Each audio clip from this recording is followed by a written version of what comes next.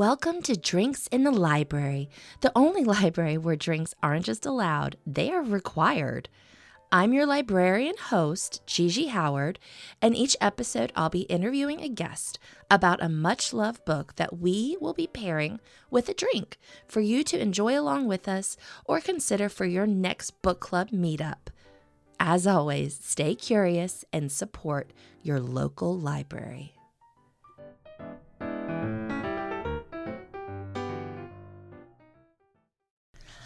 Hello, Libration Nation. This is such a special episode because for the first time ever, I am interviewing an author about their book because it's one of my favorite books.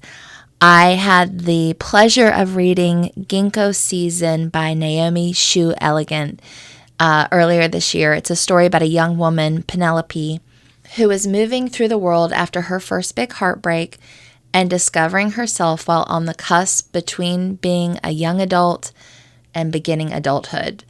The depiction of this time in life is just one of the things I loved about this book, and I was so thrilled that Naomi was willing to come and talk to me about it, and you'll just hear all of the things I loved about it and also about her experience writing this novel.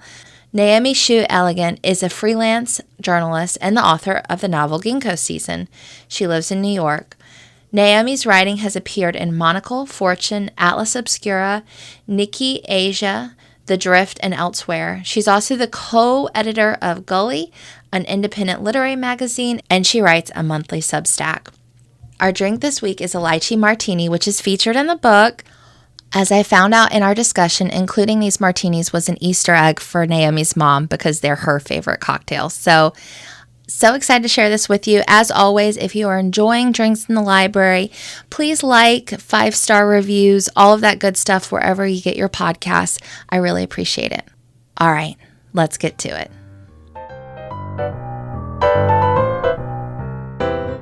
All right, well, Naomi, I am so excited to have you here on Drinks in the Library to talk about, for the very first time, I'm talking to an author about their book because it's one of my favorite books and I loved it. I read it just recently and it just came out on May 20th, Gingko Season. So thank you so much for being with me tonight.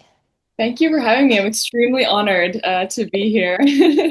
Well, this is so exciting. So I think the best thing to do is let's just start off the premise of Gingko Season. What's it about? How do we get going? So, Gingko Season follows a woman in her mid-20s called Penelope. She lives in Philadelphia. She works at a museum, and she lives a pretty, quiet life. She likes reading about history. She likes her job. She's a couple close friends, but nothing crazy. She's kind of recovering from a bad breakup and a little bit cautious after that. And then the book kind of opens with this. I like to call it meet cute because I love rom-coms, but a meet cute with a guy named Huang he works at a research lab. But he's about to get fired because they found out that he's been releasing all the mice instead of euthanizing them. Yeah. So that's kind of their quirky beginning. And then from there, she's kind of, shook out of her routine. And the rest of the book really follows her as she tries to grapple with her feelings for him and, a lot of other stuff in her life and just kind of open up a bit more to the world, hopefully. Yeah, and I wanted to bring that up because I think that's when I was like, I think I'm going to be into this book, was when she met Huang in the park. And it was so funny because he said something along the lines of, somebody in my department has been releasing these mice. And she's like, oh no. And he comes in, he's like, it was me. It's hilarious. And I guess I also wanted to ask, talk about the story. When was this story born for you? So I started writing it maybe 2022 or 21 a bit. And at that point, I was living in Hong Kong, but I went to university in Philadelphia, so that's my kind of Philly connection. So it'd been a couple of years of not living in Philly, but I loved it as a city and kind of missed it. And just, I think having the distance was like, okay, it's actually would be a really great setting for a novel. And it almost helped that I'd been away for a while because I got to see it as a sort of enclosed space where I could set a story. It's kind of the right size for that kind of story as well. It's not too big, not too small. Yeah. And yeah, so I knew I wanted it to be there. And then I also knew that I wanted, I had that scene in mind actually of their encounter. I knew that I wanted sort of a love story with other things involved, but I wanted kind of a romantic connection to be part of it. Hmm. And yeah, I kind of built it up around this idea of people who meet in a weird happenstance way and like, okay, what if we just follow them, what would happen? Because I feel like a lot of us sometimes meet people, even just passing on the train, like a quick chat, and you're like, oh, like, what if something happened with that person and you never see them again? So I was like, oh, what if they see each other again? And that was kind of where it began. Well, I think that's a good, like, kind of just leading me to think about the writing experience a little bit. I mean, were you just like a magnet or a moth to the flame? Like, you had to draw this out? Like, what was it like sitting down and writing it every day? I would say it's like I kind of had scenes or interactions or ideas that I knew I wanted in it. So that's one of them. And then, there's a few others. Or it could even just be like an image, like a tree or a street or like a line that I thought of that I was like, okay, I need to integrate this somehow.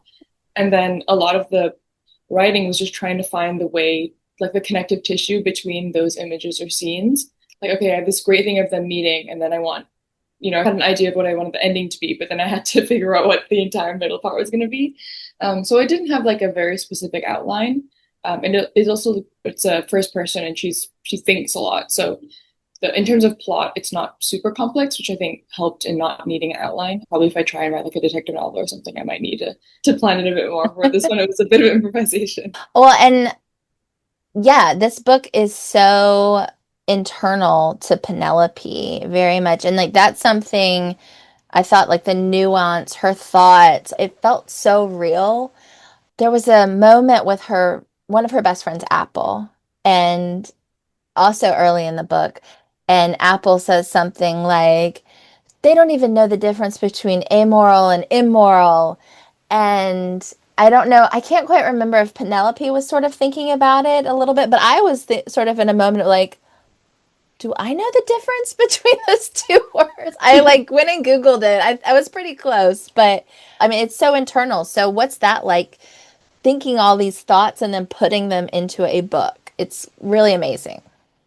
Thank you. No, it was kind of hard to balance at times because I really like reading books where the characters thinking thoughts, but I Mm-hmm. also didn't want it to just be in her head. And also, I think part of what I wanted to explore is like she's a very interior person, but I wanted her to get out of her shell a bit more because it's almost to a fault. Mm-hmm. Like she could be quite closed off, and I wanted her to be someone that uh, is kind of forced to try and connect with other people in a way that she hasn't been doing so much lately, recently. But I also wanted, part of her charm, I guess, is the fact that she is kind of always rambling in her head and thinking about things and, passing a building and thinking about the building or um, Yeah. thinking about conversations you've had with your friends.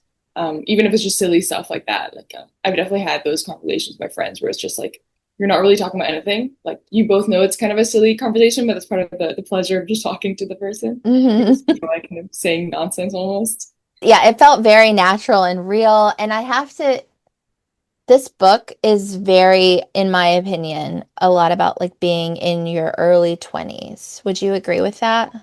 Yeah, definitely, definitely. Yeah. And so like thinking about you, like, okay, let's break out a little bit. Let's go back. You're a young author. This is exciting. Like going back a few years ago, let's say last 5 to 10 years, who was Naomi at that point and what were your dreams? It's funny you say that because so I'm 28 now and I wrote it. I guess I sold the book 2 years ago when I was 26. I wrote most of it when I was 23, 25. I was thinking about some of it, wrote most of it even earlier than that, 22, 21. So even now, when I read it, it feels like a almost separate phase. Like I can see that those are like the concerns that I had maybe at that age that I've slightly moved on from, at least Hmm. hopefully, and life is in a different phase. So it's kind of nice that I feel in a way that I've crystallized a lot of the thoughts that not just me, but my friends and sort of the people around me, my like social group at that time was having. Um, and yeah, I wanted it to kind of be a time capsule almost to that phase in life, Hmm. where no matter who you are, where you're living, you're kind of still thinking a lot about yourself, but also your relationships. You've maybe had one big relationship, your kind of first big love that you might be hung up on, or you compare all the new things to. You have a complicated relationship with your parents, maybe because you're an adult, but a very new one. And I feel like it's a really interesting transitional time in everyone's life, which obviously makes it just great fodder to explore in a novel. Yeah. No, 100%. I've always thought of that like moment, that cusp, like when you're leading up to 25. And I remember thinking it when I was, closer to your age and thinking like I'm almost an adult or I'm an adult now, but I wasn't a few years ago. And I think that when I read Penelope and her voice, I think she's right there. Yeah, Um, definitely. Also, I realized I didn't actually answer your question because you asked about me, and then I pivoted back to the book. But I would say, in regards to the question you asked that I totally ignored, I think she's a little bit neurotic and she has kind of these anxieties that are quite typical of that age, I guess. And I don't think I was as neurotic as she is, but definitely I'm a lot less so now than I was at that age. I think you just mellow out a bit with age. You get yeah. more sort of self-assured, which is a really nice slow process to just notice in yourself.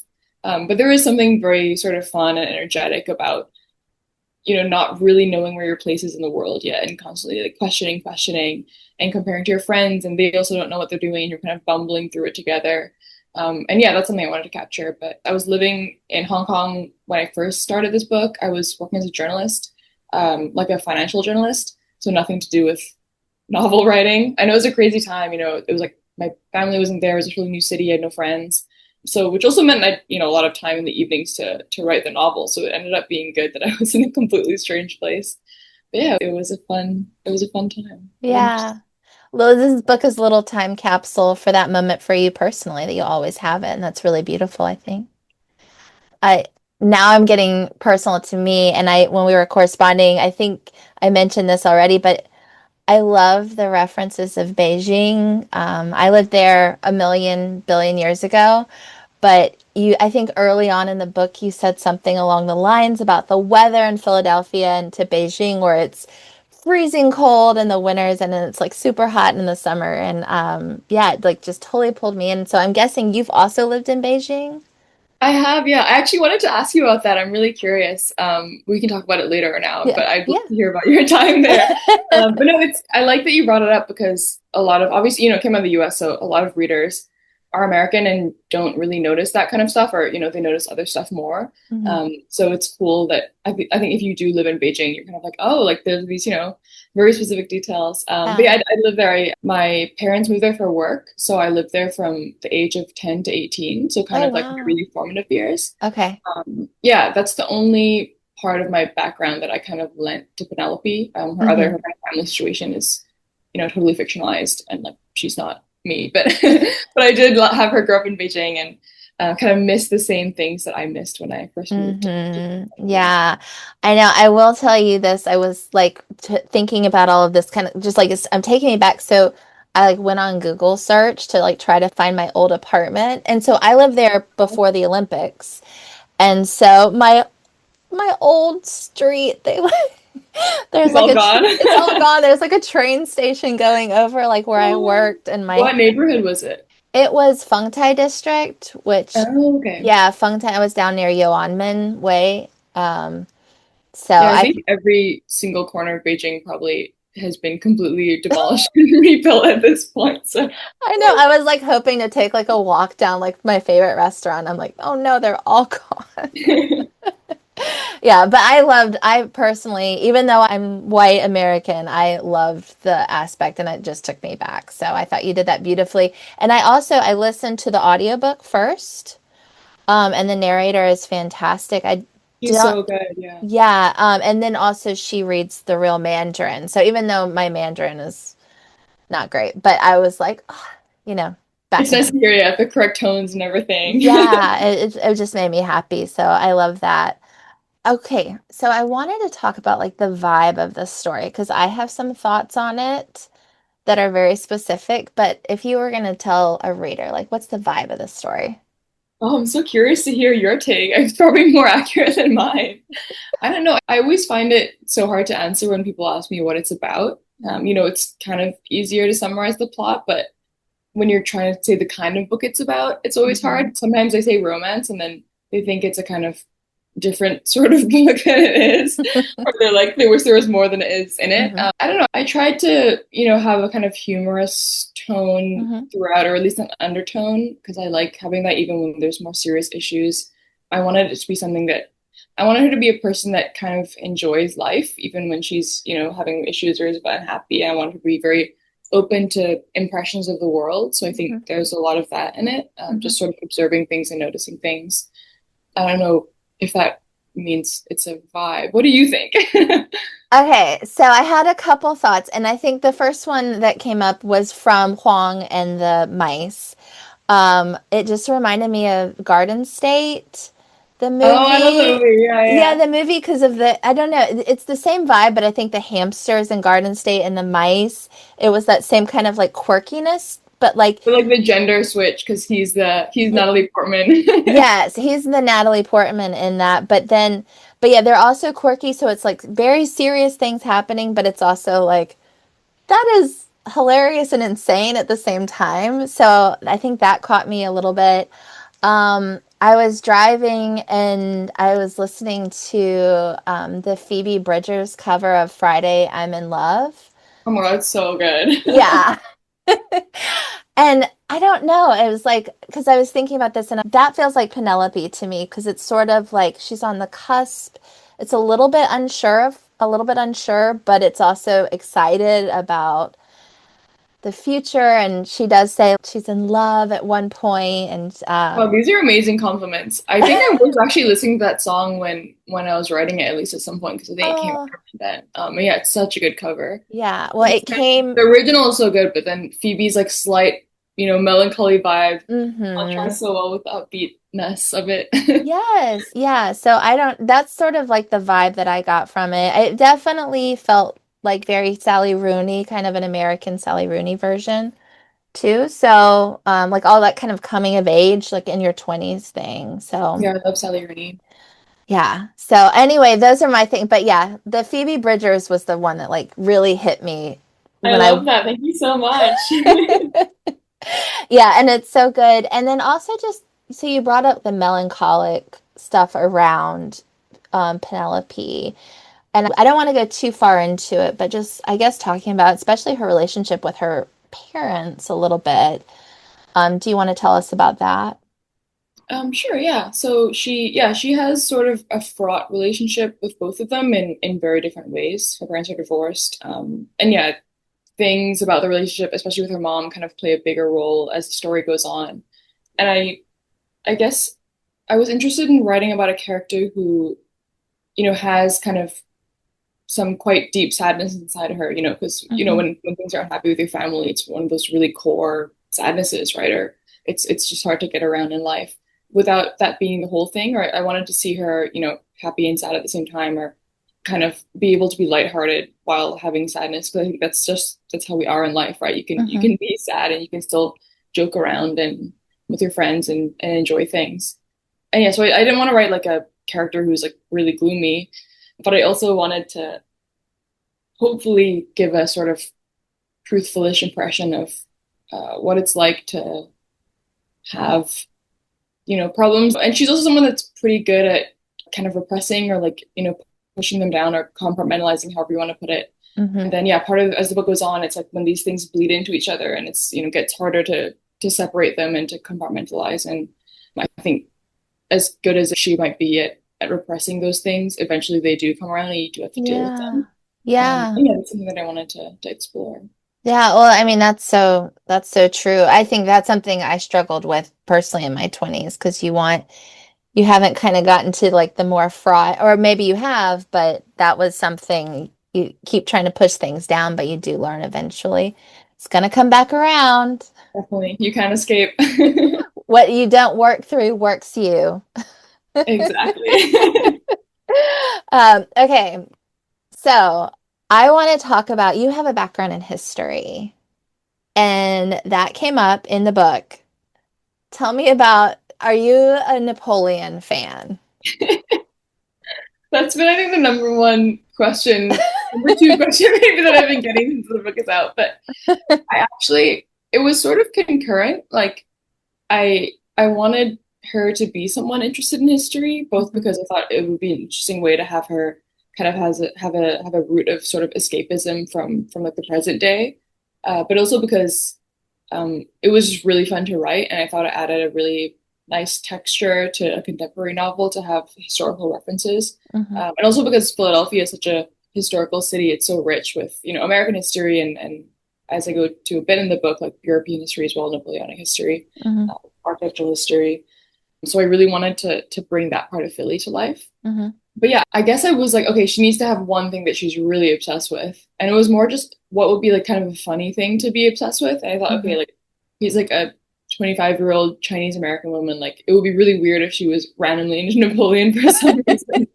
So I just went with that. And I actually didn't know that much about him beforehand. I think I was listening to a Napoleon podcast when I was writing the book. So he was kind of top of mind. So I was Okay. like, okay, let me give this to her. And now I know so much about Napoleon, which is it is really interesting. Like the her Hmm. enthusiasm is not faked in the book.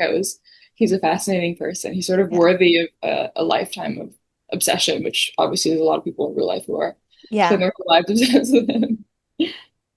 Did you watch the movie that just came out? I And did, thoughts? and I didn't like it. I didn't like it either. It was such a missed opportunity. It was, yeah, Hmm. it I was will tell you, if you can watch it, like not take it seriously at all, it's kind of hilarious.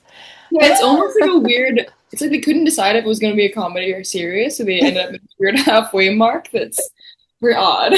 Yeah, yeah, no, 100%. Yeah, I couldn't resist asking because we just watched it a few months ago. So, and then also talking about history. So Penelope's work, she works in a museum, and her work is the artifacts from, is it the Qing Dynasty? Yeah, it's right. Yeah, of The foot bound foot food. Yeah, bindings, foot yeah. bindings. So is that something that you have a interest in, or was that another podcast that you were listening to? So that one is actually more based on a direct experience because, yeah, when I so she works. Her job is kind of to catalog this museum she works at. They have a huge collection of the shoes that women with bound feet would wear, and the socks and things like that, Mhm. and just piles and piles that are uncategorized. And she just kind of goes through them every day and labels them and things. And that was based on I took a class in college where we visited the nearby archaeology museum, and they had this collection and they just kind of pull out this cabinet and there was drawers with literally piles like I described in the book. And they're extremely beautiful objects. And we got to hold them with gloves and everything. And it was just a really, really confronting and kind of it made a deep impression on me because yeah, they're very, very beautiful. They're all, hand stitched, very delicately embroidered, very colorful. And they're very small. They're like the size of babies' shoes, more or less. But adult women wear them. And it's kind of like one of those things where you grow up hearing about it because it's quite a famous historical practice, right? But Right. until I saw them, it's like it hit again because you're like, it seems impossible. It's like, how can this be the actual size that they were? It's almost like you're looking Yeah. at it and you're like, no way. Like the disbelief. Right. Because they're so small and so light, but then so beautiful. And yeah, I've just been thinking about it basically for like the last 6 or 7 years since I saw them, and I knew that I wanted to integrate that into some kind of writing because Hmm. yeah, it made such an impact, and it was a very special experience, like that we got to go into the lab and everything. It's not something you get to do every day, Yeah. so I wanted to include. Yeah. Now I kind of want to, I'm interested if there's like writings about it even too, because I just can't imagine how painful that must have been. It was great. Yeah, there's a lot of writing and there's like, pictures and it's really intense stuff. Hmm. And it's almost weird because when you see the photos and read about it, it's obviously it was really horrible. It was like permanently deforming women, like kind of crippling them. So it's almost really weird to see these really pretty objects. And also because they're all made by women, because obviously it was like a patriarchal society and that's Right. it was based on it was allegedly like very attractive to men, the tiny feet, but women were the ones who made the shoes and who kind of bound up their daughters' feet and trained them and helped them with the Mm. pain and things. So it's kind of this weird irony of one of those historical things. Yeah, it's so much to think about. And because she's Yeah. Chinese as well, there's a Right. little more of a resonance for her in the book. Yeah, it's got to be something she's thinking about. And yeah, it does come up that I guess her father has a picture of her grandmother, right? Yeah, I think in the book it was that her grandmother ran away to avoid it happening, Hmm. which I wanted to add because it was so recent, Hmm. people maybe not living anymore, but people who are alive today have, their parents had bound feet. So it's so recent in history, even though it seems like something that should be relegated to like hundreds of thousands of years ago. It was Yeah. like really, really recent. Wow. Wow. Well, I loved all of those details too. I mean, if anyone listening to this, like this book is just so rich in all kinds of just like different stories and ideas, and it's just beautiful. Okay, so now in the book, they drink lychee martinis. Is that correct? Um, Yeah, I think that Americans say lychee and Brits maybe say lychee. I always never okay, know what to say, so I switch. But yeah, either. okay. Lychee. Yes, lychee. So, anyway, we agreed we would do the lychee martini. So I wanted to make it because I never had it before. So I made one, and the recipe I found had lychee juice, lemon, vodka, and Saint Germain, which is one of my favorite liqueurs. So Me it's like too. kind of like lemony, flowery kind of thing. And then I told you before we started recording, I kind of freaked out today because I found one online that seems like it's like a dry martini with like lychee, a little. I was like, "What's the correct one?" I'm so sorry. But this, what I'm having is very good. It sounds delicious. I wish I Mm-hmm. had one now. Mm. Well, it's It very looks like authentic too. Like that's the color it should be, I think. Yeah. yeah, it's like kind of like a white. But yeah, I think that I am definitely like any kind of elderflower martini. So Me I too. wanted to ask you, I was thinking about the martini too, and like so I think Penelope and Apple, her best friend, are at a bar and they get the martinis, right? And I was just thinking about having martinis for the first time in my early 20s and how, I don't know what the experience was like for you, but like you move on from like Miller Lite to boxed white Fine. Zinfandel. Yeah. And then all of a sudden you like feel so elegant drinking your martini, your dry martini or whatever at the bar. And I was wondering if you were thinking about that when you wrote that scene. Oh my God, definitely. I mean, so lychee martinis, if you haven't had it, are very, I guess, accessible as a martini. It's kind of like an appletini or like an Hmm. espresso martini. It's not like just vodka. There's like a bit of juice in it, so it's much more drinkable if you've never had a martini before. I mean, definitely when I was their age, I love martinis now, like the sort of olives or nothing. Hmm. But that's like the last 2 years maybe. Um, it was one of those things where you drink it when you're younger and you're like, oh my God, like this is just vodka or just gin. Like, how do people do this? Oh my God. But your taste changes as you get older. Yeah, yeah. It was also, I wanted them to have something that, I don't think she's quite at the level to get a dirty gin martini yet, but I want her to have something. And it was also a bit of an Easter egg for my mom because that's her favorite drink. Aw. So I didn't tell her about it, and then when she read it, she was like, "Oh my God, lychee martinis are in the book." So it was kind of a little secret present for her. Aw. Yeah. Well, yeah, it was lovely. So I'm so glad we were able, and you were the one that was like, I've got it. This is obvious pick for it. And so shout You out could to your say no, mom. right? All right. So turning just maybe towards you a little bit, like your life as a reader, what kind of things are you into? I read a lot. I read a lot of fiction and nonfiction. Mhm. I'm always trying to work my way through like the canon. I try to keep up with modern stuff. When I was writing rather, the novel, I basically ruled out all contemporary books because I didn't want to kind of accidentally copy someone's style or be comparing myself as a work in progress to a finished book because I think that can, lead you to some crazy places mentally. So I just read like basically 19th century novels while I was actually writing. So I was reading like Jane Austen, who I love, and like George Eliot. I read Middlemarch, which is an insane book. It's so good. I read Proust over the couple years that I had. You did the whole I did. I did. the whole thing. And not much else because there's a Oh lot no. of pages. Yeah, no. I tried to read like I got like 10 pages in and I was like, forget it. A lot of people give up at that point because they're like, it's been 40 pages. Why is he still going to bed? Like he hasn't Hmm. fallen asleep yet. This is crazy. But it's worth it. Good. Yeah, but a lot of like kind of those classic things. Hmm. Flaubert as well. A lot of 19th century, like, but also yeah, a lot of modern stuff. Like I love Kazuo Ishiguro, Sally Rooney, who you mentioned. Hmm. I love Elena Ferrante a lot, Yeah. whole Neapolitan Quartet. And then yeah, some books that I read when I was more, I guess, college age or Penelope's age that were first kind of when I was like, okay, I should try and write a novel. Hmm. I'm trying to think, like Do you know A Feather on the Breath of God by Sigrid Nunez? I know That's the title. I have not read it. yeah, it's her debut novel, and when I read it, it was like mind blowing. So good. It's only like 200 pages, even less. Okay. It's so beautiful. It's one of her books. Um, and yeah, like I read The Sympathizer when it came out, and even though it's obviously nothing like my book by Viet Thanh Nguyen, it's nothing like my book, but just the kind of like audacity of the prose and the kind of excitement that you could obviously feel the writer had so much fun writing the book really Hmm. made me just want to try writing a book. So books like that I always love that are kind of like really maximalist and crazy and all over the place and have like insane plots. I don't know if I could write one like that, but reading them always inspires me to write my own thing. Uh, well, wonderful. Excellent.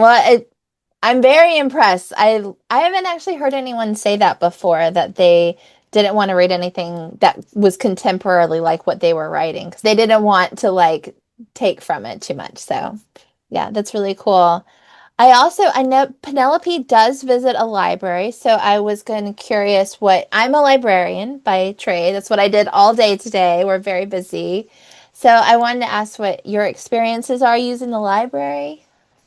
I love libraries. I wanted to be a librarian growing up. I hold Oh. librarians in very high esteem. I'm always like emailing them wherever I'm living to because they're so helpful with archive research stuff and really annoying questions and they're always very helpful even though they don't need to be, which I think is a very, underrated service that they do for the world. No, I love libraries. I moved to New York just a few months ago, actually. I moved back. I was living in Singapore before that. Okay. And in Singapore, I made friends with a librarian. And like when we first met, I was kind of like so starstruck because like, oh my God, like this is like a rock star. And I think Oh. he'd be like, this is weird because I was like, wow, you work in the library? Like I'm truly just in awe. I'm a mega fan.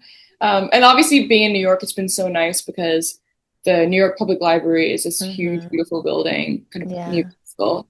And the Brooklyn Library is very beautiful as well. Hmm. And they're both just really large and have cool book-related quotes etched on the stone outside. Yeah. And it's so nice to just be able to be in a building or look at a building that's like a monument to books. And it's Hmm. huge and it takes up the whole city block. And it's like, yeah, proof that it matters, which is really Yes. nice, especially in our less reading day and age. Yes. So yeah, I Yes. love them. I'm a member of all the places I live. Good. Well, I don't know if you saw, but studies are showing that millennials and Gen Zers are going to the library now more than our predecessors did. So, Wow, that's yeah. amazing. Yeah, so I think it's coming back around. I think people are still realizing how important books and reading and learning is to our culture. So, we're doing it. We shouldn't be pessimistic. You're right. We gotta rep the mission. Be optimistic. Yeah. Yes, we're making it so cool. We're making it very cool. Oh, where do you write? Sorry, you talking about libraries. I was like, do you write in your apartment? Where do you write? I mostly write at home, in like really uncomfortable and bad positions for my back, in various places. Um, I can sometimes write in a cafe, but it has to be like extremely specific conditions because if it's too loud or someone's talking, I'm so easily distracted or like I am really paranoid that someone's looking at my screen and I can't write fiction if I think someone's looking because I feel really self-conscious. Sometimes I have gone to the New York Public Library because there's a very beautiful kind of reading room that's silent and nice. But even there, sometimes I'm like, there's too many people. Like I really being alone, I think is the best way for me to do it because I basically Hmm. just have to trick myself into doing it because I'm so easily distracted and I love procrastinating. So it's a very complex process of tricking myself, like how you trick a dog to like take its medicine by wrapping it in meat or whatever. Well, I'm you did it. I love the book. Who would we recommend Ginkgo season to? I would say definitely anyone who's Penelope's age, so Hmm. mid-20s, maybe also younger, Hmm. and I think also older as well. Yeah. It's been nice to start to hear a bit from readers um, who are the same age and are like, oh my God, this is me and my ex, or who are a bit older and are like, oh my God, I remember feeling this way. That's Yeah. so lovely to hear. I would hope that it's kind of a bit of a hopeful, again, no spoilers, but I hope the book ends up with the reader feeling a bit hopeful or optimistic about, their own life, the world in general, just wanting to like maybe go out and see their city afresh or start a new hobby or get the guts to strike up a conversation with like a cute stranger or something. Just kind of like insert yourself into the world a bit more. That would Yes. be really cool. Yes. What do you think? Oh, I mean, no, you were saying what I was thinking, which is, I am now in my early 40s and I read this and it just kind of did take me back to that feeling. And I've thought about that so often, as I said earlier, of that moment. And nobody really tells you that you're in this moment and you don't really realize it. You can't really, it doesn't cement itself until afterwards that you're like, oh my gosh, I'm leaving. Childhood is officially ending. My young adulthood is ending, and I'm going. So I felt like it really captured that well. And Penelope is such an interesting character, and she's so, she's had some serious hardships, and so it really felt for her. But I just thought she was such a cool person, and she didn't let stuff get her down. And I just thought she was an amazing character. So I'm so glad you think so. I feel like yeah. one of the nicest things to hear has been when people say like it felt like they were my friends or it felt like they were real Hmm. people, the characters. I think that's just the highest compliment. Yeah. Yeah, I like what you said about the kind of transitional phase that you don't realize until it's cemented. I was reading, I think it was in The Candy House by Jennifer Egan, which I'm reading now. There was one line that was something like they were still young enough in their 20s where acting like an adult felt like you were getting away with something or pulling something off. I think that was Hmm. the phrase. I thought that was such an accurate description of like being in your early 20s, like maybe you just graduated from college, or like even though you are an adult and you're maybe even working and everything, you feel like you're kind of play acting a role in some way. Hmm. And that does kind of fade gradually. Like I don't feel like that anymore, but there was no one moment where I stopped feeling like that. Yeah. So I think that's those kind of moments in life that go past without you noticing, and you only notice when they're in the past are always interesting to me. Let's say. Yeah. That's why you got to capture it. That's why you got to time capsule Exactly, exactly. everything. Yeah. All right. So, Naomi, what are you working on now? Where can people find you? What's up next? I'm working on my second novel, allegedly, Yay, yay. which I'm very excited to be writing, although I'm in the early stages and, a lot of trepidation, but I'm excited. Mhm. And you can find me on Instagram at Gingko Season. I also have a Substack where I write sometimes about my book stuff, but mostly about like art and literature and just like things I'm reading. Published once a month. It's called Lychee Martini, but the URL is naomiexie.com. It's all on my website. You can find it by Google. But yeah, I'm trying to write a bit. Novel two is the main project though, because I gotta keep the training moving. But I'm enjoying it so far. Okay. Well, good. Well, I can't wait to read novel two. And thank you again, one, for writing Ginkgo season. I loved it. It was amazing. I'm so glad that we got to meet and have this conversation today. And thank you for coming on Drinks in the Library. Thank you so much for having me. It's been such a Yes. pleasure to talk. Yeah. Okay. All right. Thank you. And Yay. yay. And thank you for spending some time with me and my guests for an episode of Drinks in the Library. For more information about the show, you can find us on Instagram at Drinks in the Library, on the World Wide Web, drinksinthelibrary.com, or shoot me an email at drinkspod@gmail.com. Until next time, cheers.